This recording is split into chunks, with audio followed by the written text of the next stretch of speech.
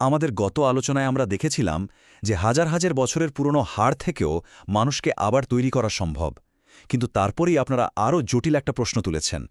আচ্ছা, যদি শরীর আগুনে পুড়ে ছাই হয়ে যায়, যেখানে হাড়েরও কোনো চিহ্ন থাকে না, তখন কি হবে? মৃত্যুর পরে কি তাহলে সব শেষ? চলুন আজ এই রহস্যের গভীরে যাওয়া যায়। আপনাদের মধ্যে একজন এই অসাধারণ প্রশ্নটা করেছেন, আর এটাই কিন্তু আমাদের আজকের আলোচনার একদম কেন্দ্রবিন্দু। মানে, যদি পুনরুত্থানের ভিত্তি হয় একটা শারীরিক বীজ, তাহলে আগুন যখন সেই বীজটাকেই পুড়িয়ে দেয় তখন কি হবে?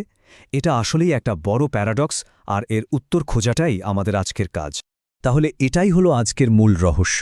যদি শরীর তার তথ্য রাখার লোকাল স্টোরেজটা হারিয়ে ফেলে, তাহলে কি সব শেষ, নাকি এর কোনো মাস্টার কপি অন্য কোথাও আছে যা কোনোভাবেই ধ্বংস করা সম্ভব না? চলুন এই প্রশ্নের উত্তর খুঁজতেই আমাদের বিশ্লেষণটা শুরু করা যাক। ঠিক আছে, চলুন প্রথমে একেবারে বিজ্ঞান দিয়ে শুরু করি। প্রচণ্ড তাপে একটা শরীরের আর তার ভেতরের তথ্যের ঠিক কী অবস্থা হয়? এই স্লাইডটা দেখুন, যা দেখাচ্ছে তা সত্যি ভাবনার মতো। ফরেনসিক সায়েন্স কিন্তু নিশ্চিতভাবেই বলছে যে আধুনিক শ্মশানের যে প্রচণ্ড তাপমাত্রা, মানে 700 থেকে 900 ডিগ্রি সেলসিয়াসেরও বেশি, সেখানে শুধু হাড়ের বাইরের গঠনই না, এর ভেতরে থাকা ডিএনএও পুরোপুরি নষ্ট হয়ে যায়। তার মানে জীবনের যে ব্লুপ্রিন্ট, আমাদের পরিচয়ের যে কোড, সেটা খুঁজে পাওয়া প্রায় অসম্ভব। কিন্তু এখানে একটা খুব গুরুত্বপূর্ণ ব্যাপার আছে।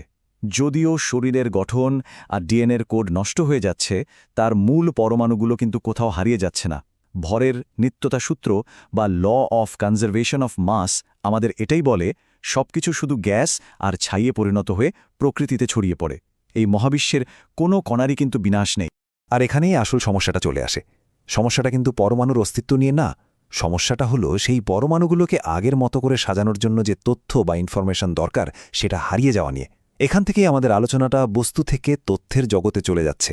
কারণ পরিচয় মানে শুধু কণার সমষ্টি নয়, পরিচয় মানে হলো সেই কণাগুলোর এক বিশেষ বিন্যাস। বেশ, এবার চলুন ঐশী গ্রন্থগুলোতে জীবনের যে একটা ভৌত বীজ বা সিডের কথা বলা হয়েছে, সেই ধারণাটা একটু খতিয়ে দেখি। দেখুন, আমাদের চিন্তার ফোকাসটা একটু বদলাতে হবে। এই স্লাইডটা ঠিক এটাই বলছে। আমাদের পরিচয় শুধু আমাদের শরীরের উপাদান দিয়ে তৈরি নয়, বরং সেই উপাদানগুলোকে কিভাবে সাজানো হয়েছে, সেই অনন্য তথ্য বা ইনফরমেশনটাই আসল। আমাদের ফোকাসটা কি দিয়ে তৈরি থেকে সরিয়ে কিভাবে সাজানো সেদিকে নিতে হবে। এখানেই একটা খুব গুরুত্বপূর্ণ ধর্মতাত্ত্বিক ধারণা সামনে আসছে, যার নাম আজাব আল জানাব। এটাকে বলা হয়েছে পুনরুত্থানের অবিনশ্বর বীজ। কিন্তু প্রশ্ন হলো, এটা আসলে কি? সবচেয়ে মজার ব্যাপার হলো, এই প্রাচীন ধারণাটার সাথে আধুনিক এমব্রায়োলজি বা ভ্রূণবিদ্যার একটা দারুণ মিল পাওয়া যায়। মানুষের ভ্রূণ যখন তৈরি হতে শুরু করে, তখন তার লেজের হাড়ের কাছে প্রিমিটিভ স্ট্রিক নামে একটা জিনিস তৈরি হয়, যা পুরো শরীরের নকশাটা তৈরি করে দেয়। অনেক গবেষকই মনে করেন এই আজব আল জানাব বলতে আসলে এই মূল সাংগঠনিক ইউনিটটাকেই বোঝানো হয়েছে। তার মানে আমরা যদি একটা আধুনিক উপমা ব্যবহার করি, তাহলে বুঝতে খুব সুবিধা হবে।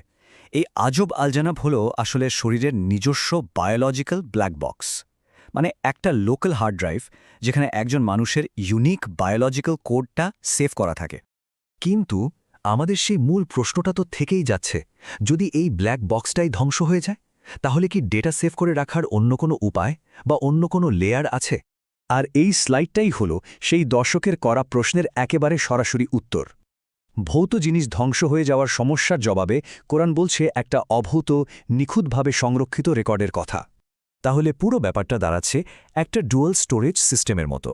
এর প্রথম অংশটা হলো আজব আল জানাব, অর্থাৎ ফিজিক্যাল বা লোকাল কপি। এটা হলো সেই ডিএনএ কোড যা শরীরের হার্ডওয়্যারের ভেতরেই সেভ করা আছে।